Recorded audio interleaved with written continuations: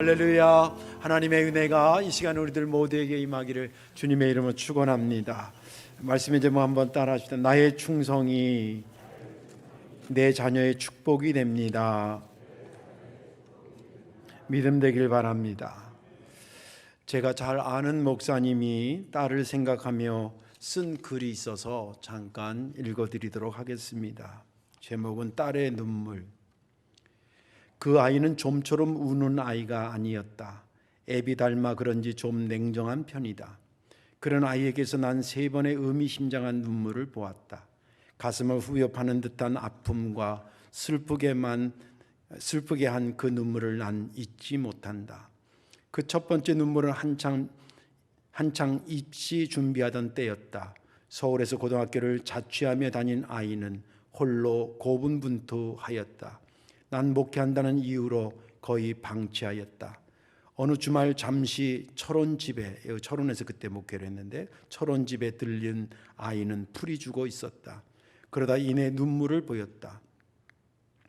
친구들은 방과 후 학원차가 실어가고 부모들이 데리고 가회 가는데 자기만 홀로 자취방에 들어가 세탁하고 밥해 먹고 그렇게 3년을 공부하다 보니 입시 정보와 전략에서 완전히 소외되고 친구들마저 잠재적 경쟁자가 된 모습이 너무 슬프다며 눈물을 쏟아냈다. 두 번째 눈물은 독일 유학 가던 날 공항에서 흘린 눈물이었다. 뮌헨 대학교에 입학 허가를 받고 출국 위해 공항에 갔다. 매우 들떠있는 아이의 표정이 좀 야속하기도 했다. 지금 가면 언제 볼지 모를 이별의 순간이 아닌가.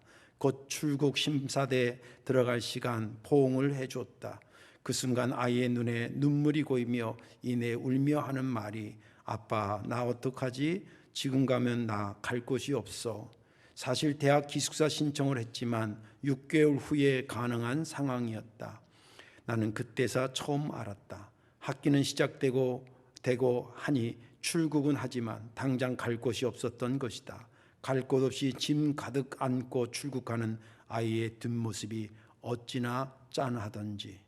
세 번째 눈물은 작년 가을쯤이다. 그 눈물은 통화 속 눈물이었다. 전공을 받고 함부르크에서 패션 경영을 마치고 루이비통 계열 회사에 취직되어 기숙사에서 나와 집을 찾고 있던 중 전화를 걸어왔다. 아빠, 목사의 딸로 사는 게 왜 이렇게 힘들까? 교회에서 이것저것 부탁하면 거의 거절 안 하고 열심히 했는데 결정적인 순간에 교회가 도움이 안 되네 하며 울며 전화했다. 가슴에 흐르는 눈물을 또 한 번 적셔야만 했었다. 그렇게 딸의 눈물에 무너져야만 했던 지난 순간들이 스쳐 지나간다. 얘들아 미안하다. 자, 이 글을 읽으면서 여러분들 어떤 생각이 가슴에 들었어요? 그게는 그렇게 눈물을 흘리며 삶을 치열하게 산 딸의 그 마음이 가슴이 짠한 분도 있었을 거고 또 그렇게 살아가야 된 딸을 바라보면서 어떻게 도와주지 못하고 바라만 보고 있어야 될 이 아버지의 애잔한 마음도 아마 느낄 수 있었을 것입니다. 저 역시 그렇습니다.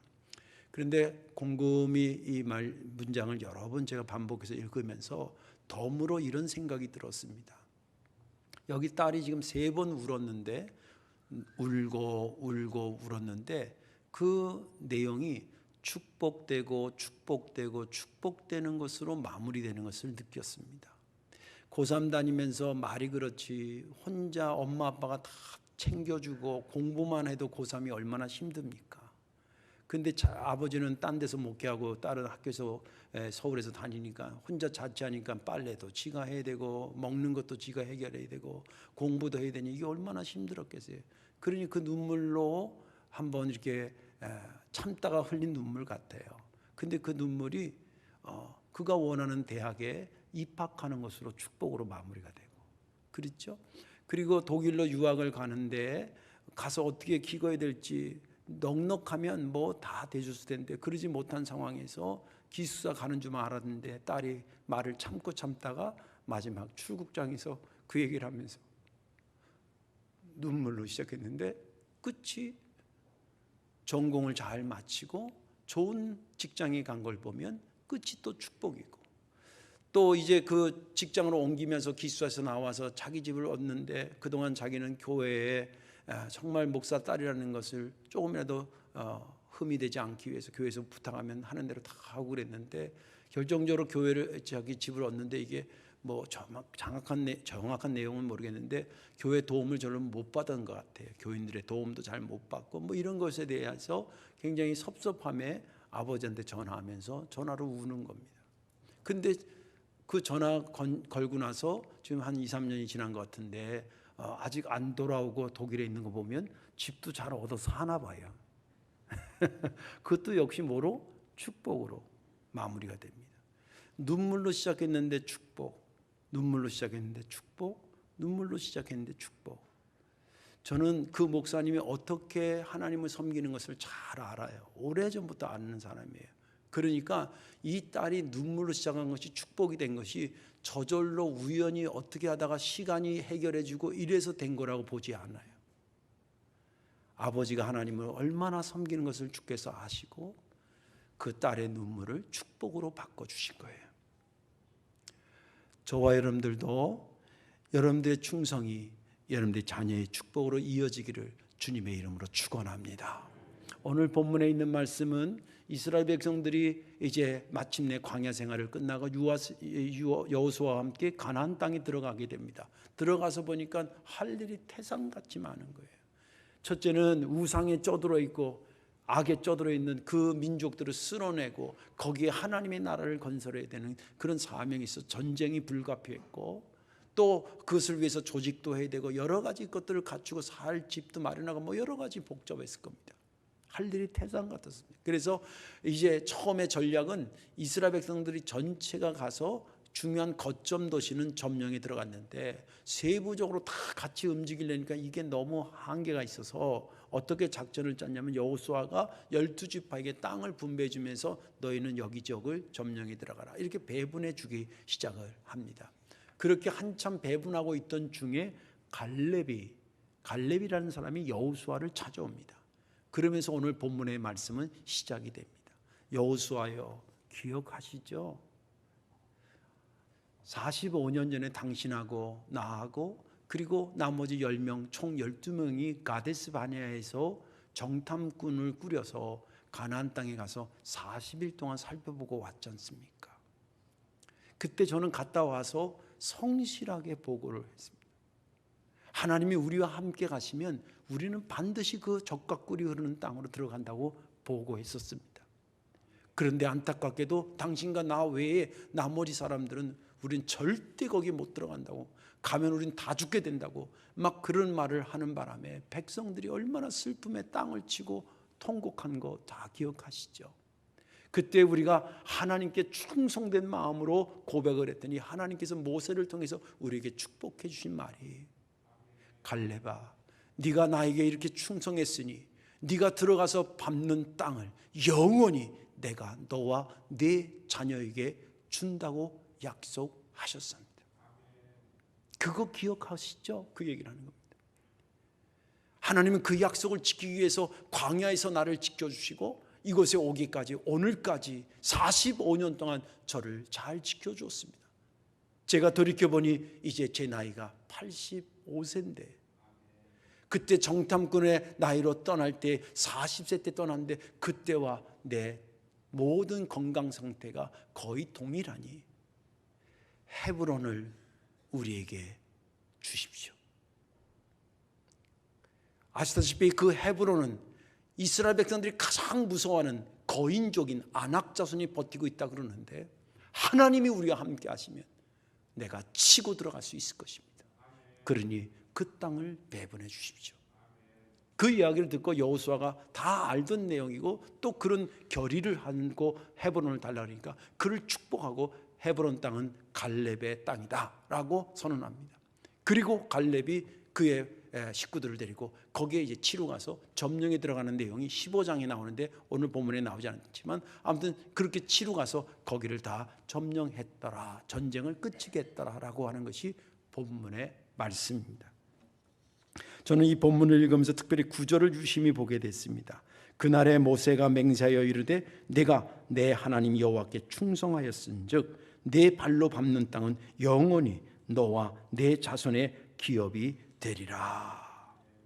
이 말씀이 은혜가 된 것은 그 당시에 상황적으로나 또 하나님의 뜻을 보고 있었던 갈렙이 내가 하나님의 뜻을 위해서 또 이 나라와 이 민족을 위해서 내가 죽으면 죽으리라는 마음 가지고 아주 순수한 마음에서 충성되게 그 보고를 했었던 것입니다. 그 순수하게 보고를 한 것을 하나님께서 보시고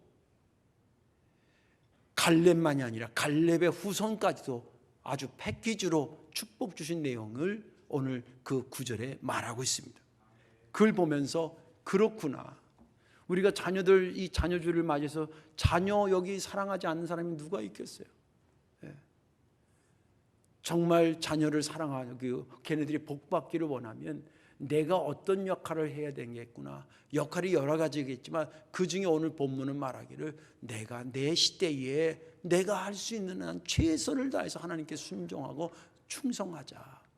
그러면 그것을 받으신 하나님께서 내 후손들에게도 그 복을 이어받도록 하실 것이다 라는 생각이 들면서 은혜가 됐고, 오늘 저와 여러분들이 나누고자 하는 것입니다. 말씀에 은혜 받으시고 여러분들 시대에 주님께 충성하십시오. 그것이 반드시 여러분들의 자손의 축복으로 이어질 줄로 믿습니다. 자, 그렇다고 한다면 어떻게 갈렙의 충성이 자녀의 축복이 되었을까요? 첫째는 갈렙의 충성은 순수한 충성이었다는 것입니다. 갈렙의 충성은 순수한 충성이었다는 거예요. 오늘 본문에 보면 갈렙의 충성스러운 모습을 담고 있는 것이 한 크게 4가지가 나옵니다. 7절에 성실한 마음으로 보고했다. 이 성실한 마음으로 보고했다는 게 충성스러운 모습이죠. 8절에 나는 내 하나님 여호와께 충성하였다. 직접 표현하고 있고요. 12절에 내가 여호와께서 말씀하신 대로 쫓아내리라. 말씀하신 대로 내가 순종하겠다는 거. 14절에 그가 하나님 여호와를 온전히 쫓았더라. 원어 성경에는 온 마음을 다해 하나님을 쫓았다. 이 4가지는 다 갈렙이 하나님 앞에 충성했다라고 하는 것을 얘기하고 있는데 공통점이 있습니다. 7절의 말씀이나 8절이나 뭐 충성을 맹세하고 말씀대로 행하고 뭐 온전히 온 마음을 다 했다는 거, 그 충성된 모습의 공통분모가 뭐냐면 계산적으로 충성한 게 아니라 자기 이득적으로 충성한 게 아니라 아주 순수한 마음으로 충성했다는 것입니다. 그것을 어떻게 알 수 있냐면 7, 8절 또 그다음에 그 나와 있는 내용을 통해서도 우리가 알 수 있지만 그가 헤브론을 달라고 하는 이유를 살펴보면 야, 이 사람이 진짜 순수하게 충성한 사람이라는 것이 드러나게 됩니다. 무슨 근거로 또 무엇을 위해서 이 갈렙은 그 헤브론을 달라 그랬을까? 크게 2가지 해석이 가능합니다. 1차적 해석은 뭐냐면 앞에서도 본문에 나왔지만 이 정탐꾼을 갔다 올 때에 10명은 안 된다 그랬고 2명은 하나님이 함께 하시면 갑니다 라고 하는 믿음의 보고를 해요.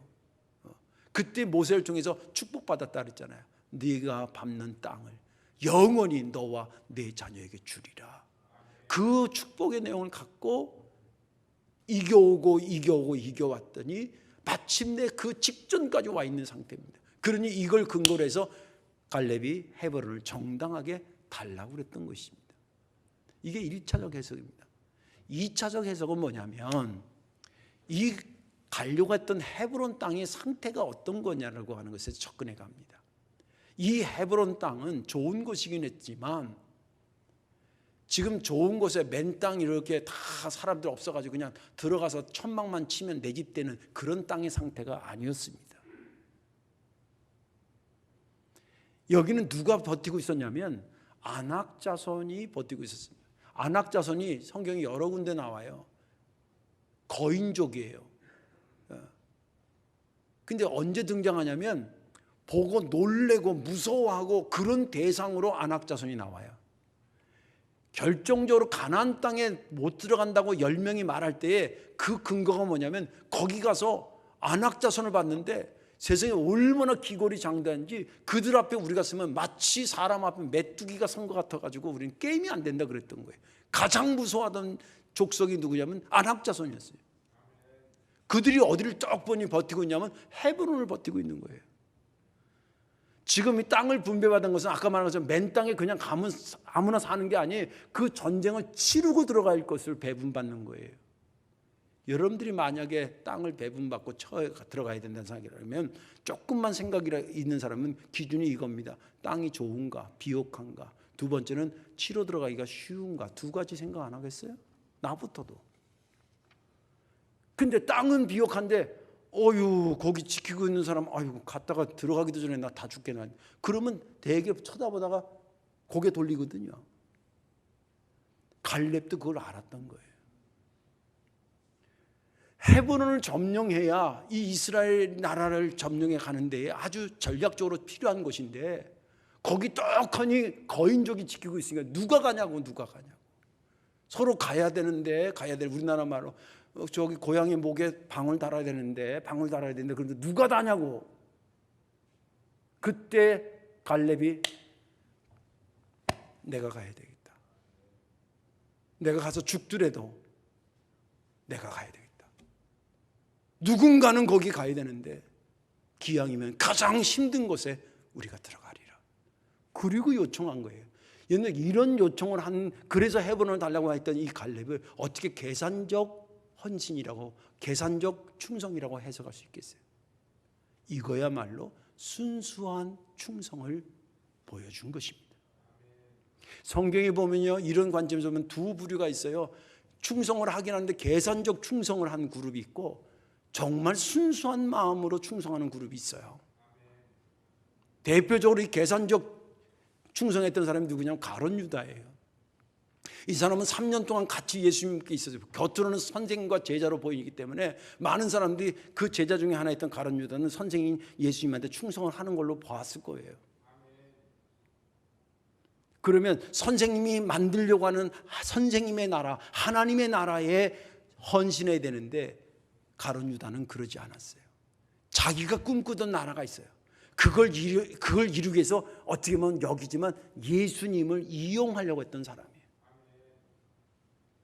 그리고 결정적으로 그게 버그러지니까 돈이라도 받아가지고 내가 팔아먹어야겠다고 아주 간악한 생각을 하고 결국 그 인생의 끝자락은 떨어지고 맙니다. 이게 계산적 충성이에요. 그런데 동시대를 살았던 바울은 아주 순수한 충성이었습니다. 그가 보낸 편지 중에 이런 게 있어요. 빌립보서 1장에 이런 말이 있습니다. 지금도 전과 같이 온전히 담대하여 살든지 죽든지 내 몸에서 그리스도가 존귀하게 되려 하나니. 내가 죽고 사는 건 그렇게 중요하지 않은데 내가 죽어서 주님이 존귀해야 된다면 내가 죽기도 하고, 내가 살아서 주님이 존귀하게 된다면 내가 그렇게 하겠다는 거예요. 내가 가서 주님이 존귀한다면 내가 가기 싫어도 갈 것이고, 내가 안 가는 것이 주님이 존귀함을 받는 것이라면 내가 가고 싶어도 안 가겠다는 거예요. 내가 어떻게 되는 것에는 그렇게 중요하지 않다는 거예요. 그는 그렇게 말했고 실제 그렇게 살았던 사람입니다. 고린도전서 9장에도 그렇게 얘기합니다. 내가 복음을 전할지라도 자랑할 것이 없으면 내가 부득불할림이라. 그가 수많은 곳에 그렇게 지금 상상할 수 없는 것을 선교하면서 다니고 걸어다니고 얻어맞고 막 이러면서 다니면서 그 여정을 했을 때 많은 사람들이 정말 당신같이 복음을 증거하는 사람이 없습니다. 정말 대단하십니다.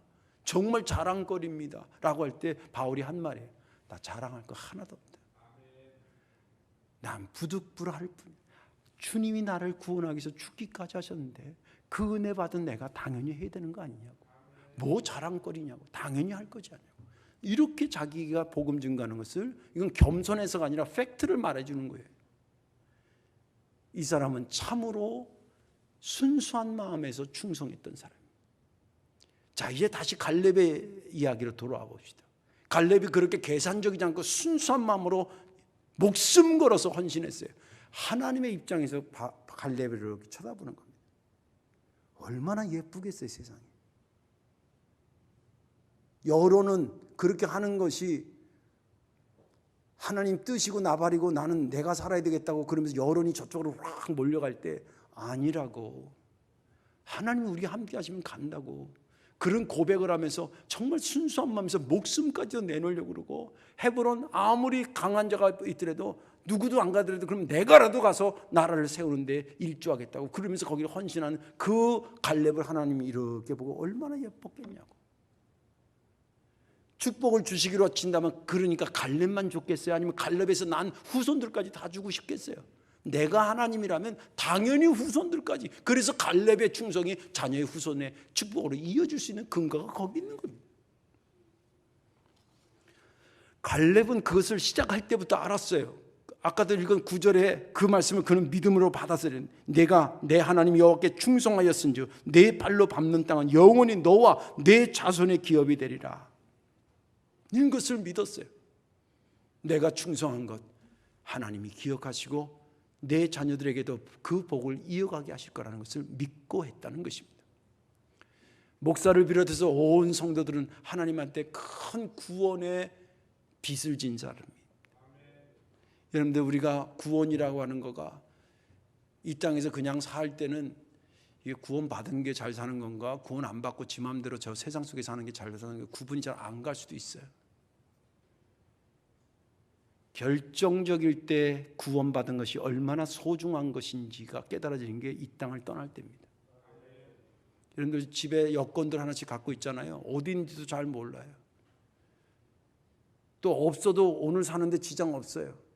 그런데 만약에 내일 혹은 다음 주에 외국 가려고 그런다. 여권 없으면 세상 두 쪽 나도 못 가요. 그런 것입니다.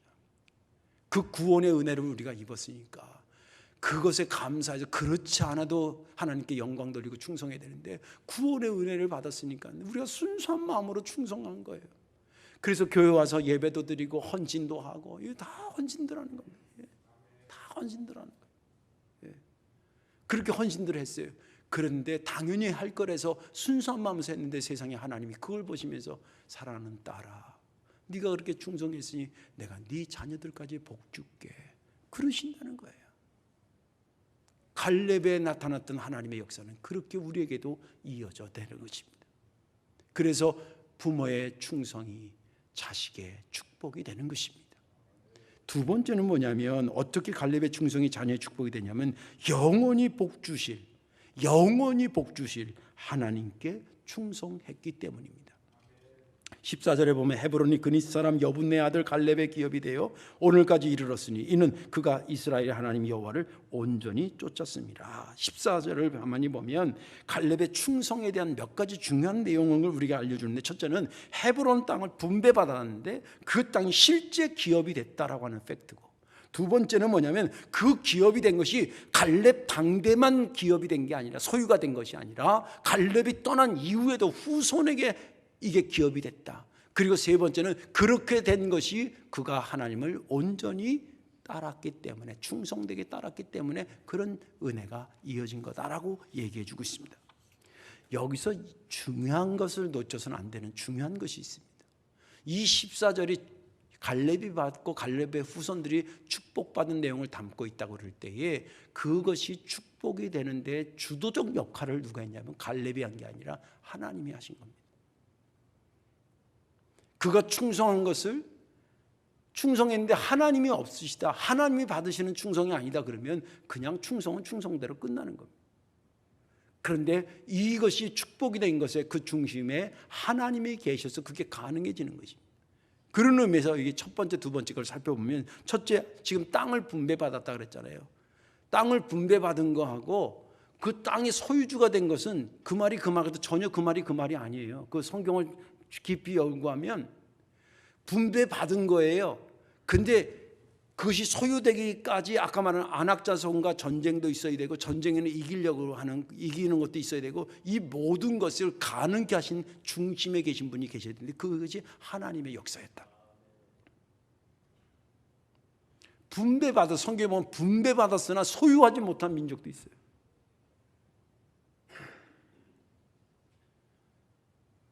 그러나 분배받은 자가 그것을 소유했다라고 하는 것은 갈렙도 열심히 하긴 했지만 하나님의 결정적 역할이 있어 그게 축복으로 이어졌다는 거예요. 또 갈렙이 그걸 소유했어요. 이제 소유했는데 그 갈렙이 소유한 것이 반드시 자식들한테 이어지라는 법이 있습니까? 여러분들이 우리로 말하자면 이런 거잖아요. 여기가 우리 할아버지가 여기 3층짜리 빌딩을 갖고 있었던 곳이래. 근데 지금 땅 건물이 들어서 있어. 그리고 거기에 땅에 한 평도 내게 안 돼 있어. 그런 경우도 있어요, 없어요? 제가 그랬어요. 저쪽 저 밑에 지역에 그게 지금도 있으면 진짜 몇십억 됐을 것 같아요, 내 생각에는. 우리 할머니 할아버지가 일본서 나와가지고 거기 이리시 중앙로에, 중앙로가 메인 도로입니다. 거기에 3층짜리, 그 당시 3층짜리 큰 건물이었다는데 그걸 돈 주고 사서 거기 살다가 6.25 나는 통에 할아버지 방공호 만드는 거 갔는데 거기서 돌아가시고 어떻게 하고, 또 우리 아버지는 군대 가서 막 돌아다니고 작은 아버지 이렇게 하다가 저는 얘기만 들었고 거기 가서 여기가 지금 얘기죠. 여기가 옛날 할아버지가 갖고 있었던 건물이 있었던 땅이래. 근데 거기 한 평이 내 땅이 없어요. 여러분들 아버지가 가진 거라고 반드시 자식한테 이어질 것 같아요? 우연이 될 것 같아요? 시간이 천만의 말씀이에요. 이것이 자기가 받은 당대의 축복이 자식에게 이어진다는 것은 하나님의 전적인 은혜가 없이는 불가능한 거예요. 갈렙이 그가 받아서 그 시대를 소유할 수는 있었지만 그게 자식에게 이어졌다라고 하는 것은 하나님의 역사였다는 거예요. 갈렙도 그걸 아는 거예요. 그래서 갈렙이 충성했던 것은 뭐냐면 복을 주시는 분이 누군 줄 알고 영원히 주실 분이 누군 줄 알고 그분이 하나님이라는 믿고 그분 앞에 충성했다는 거예요. 성경에는 복에 관련돼서 하나님에 대한 것을 우리에게 가르쳐주는 몇 가지 중요한 게 있는데 그 하나는 뭐냐면 모든 복은 하나님으로부터 온다는 거예요. 창세기 1장이면 창조하시고 나서 복이라는 단어가 처음 등장해요. 그게 어디서부터 등장해요? 하나님께서 생물들에게, 사람들에게 복 주셨다라고부터 시작해요. 모든 복은 하나님으로부터. 그러니까 언어적으로는 우리 하나님이 우리를 축복했다 그러잖아요. 근데 축복했다는 말을 그렇게 국어적으로는 틀린 거예요. 축복이라는 얘기는 단어적으로는 누군가에게, 인간이 인간에게 당신 복 받으면 좋겠다라고 하는 거가 축복이에요. 근데 하나님은 누구한테 빌어서 우리 최 장로를 도와주세요, 하나님이 빌어서 당신이 그냥 직접 주시는 거예요. 복의 근원이시기 때문에. 그래서 하나님이 축복했다는 말을 문법적으로는 틀린 말인데 그냥 의미적으로는 왠지 복 주셨다는 것보다 좀 큰 복을 주신 것 같은 느낌이 있어 그냥 쓰는 거예요. 저도 그렇게 써요. 그러나 알고는 쓰자 이 말이에요. 그러면 정확한 표현은 뭐냐면 하나님이 복 주셨다라고 하든지 하나님의 복이 임했다라든지, 아니면 한문으로는 하나님이 강복하셨다, 하나님의 복이 임했다, 강복했다 이렇게 표현하는 거예요. 그래도 그냥 하나님 축복하셨다 쓰긴 쓰세요. 쓰긴 쓰는데 알고는 써야 됩니다. 모든 복은 하나님은 from God이에요. 하나님으로부터 오는 거예요. 또 한 가지는 뭐냐면 영원히 복 주실 분은 하나님밖에 없음을 얘기하고 있습니다. 예. 여러분들 복도 시간하고 연결해서 생각해 보세요. 하루짜리 복이 있어요. 1년짜리 복이 있어요. 작년에 내가 대박 터졌는데 1년짜리 복이요. 예. 또 좀 넓히면 나 당대에 받은 내 복이 있어요. 당대에 받은 복. 복 받고 보니까 너무 좋거든. 근데 이렇게 보니까 내 자식 새끼도 받고 싶어. 받았으면 좋겠어. 그래서 이 자식 새끼 그럼 복 받을 수 있냐? 하나님이 있다 그래요. 그러면서 주신 말씀은 자손만대 축복이라는 말이 거기 나온 거예요. 성경에 자손만대라는 게 있어요. 그런데 우리 부모가 아무리 사랑을 해도 우리 성덕교회 교인들은 수명 얘기할 때 몇 살까지라고? 또 잊어버릴 거. 105세. 105세. 105세가 몇 대까지 커버할 수 있을 것 같아요? 기껏해야 2, 3대요. 제가 봤더니 100살 넘어가니까요, 당신이 대를 돌봐주는 게 아니라 밑에 대가 할아버지 대를 도와줘. 왜냐하면 100세 넘으면 지팡이 들고 흔들거리고 오시니까 손주가 붙잡아주거나 증손주가 붙잡아주지 않으면 넘어지시니까. 그러니까 실제 도와줄 수 있는 건 기껏해야 2, 3대예요. 근데 바라기는 몇 대까지? 자손만 대까지 복을 받는데 이게 어떻게 이게 가능하냐고요. 영원히 복 주실 하나님이 감당하지 않으면 이게 어떻게 가능해지겠냐는 거예요. 성경은 그걸 정확히 얘기해 줍니다. 그러므로 우리가 충성하는 게 누구한테 충성하는 거예요? 복 주시는 주체이신 하나님께 충성하는 거고 영원히 복 주실 하나님께 충성하는 거예요. 그래서 내 충성이 자식의 충성이 되고 갈렙의 충성이 그의 후손들의 축복이 된 거예요. 이제 말씀을 정리하겠습니다. 자기 자녀를 사랑하지 않는 부모가 세상에 있을까요?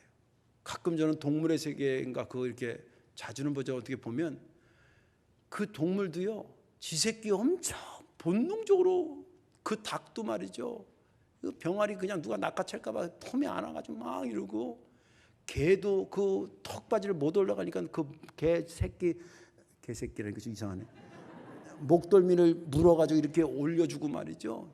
야, 그래서 나온 말이, 어른 일반 사람들이 자식한테 못하는, 개만도 못하는 말이 거기서 나온 것 같아. 예. 모든 부모가 세상 다 자기 자식 잘 되기를 원하는데 어떻게 해야 잘 되는지를 아는 듯한데 정확히 모르는 것 같아요. 잘 가르쳐서 좋은 대학 나오면 그러면 걔는 행복 끝이라고 생각할 수도 있어요. 또 내가 열심히 벌어가지고 그냥 내가 떠날 때 내 자식한테 한몫촌에 딱 쥐어주면 걔는 행복할 거야, 이렇게 생각할 수도 있어요. 저는 이거가 100% 틀린 말은 아니라고 생각해요. 그러나 반대로 100% 맞는 말도 아니에요. 정말 여러분들의 자녀들이 여러분들이 받은 복 이상으로 받기를 원합니까? 그 자녀들과 하나님을 만나게 해주세요. 그리고 나라도 내가 순수한 마음으로 주님 앞에 충성하세요. 그러면 반드시 그것은 어느 때가 되면 여러분들의 자녀의 축복으로 이어지게 되는 것입니다. 복된 후손들 소유하기를 주님의 이름으로 축원합니다. 기도하겠습니다. 예수님, 고맙고 감사합니다. 저희들에게 자녀를 주시고 그들을 키울 수 있는 어미 아비가 되게 하심을 감사합니다. 주님, 키워보면 키워볼수록 내가 줄 수 있는 복의 한계를 자꾸 느낍니다. 주님이 주셔야 제대로 된 복을 받게 될 줄로 믿사오니 주여, 우리의 부족하지만 충성을 보시고 우리들 몸에서 난 자식들, 영적으로 난 우리 교회의 어린 생명들 축복 이어받게 도와 주옵소서. 예수님의 이름으로 기도하옵나이다. 아멘.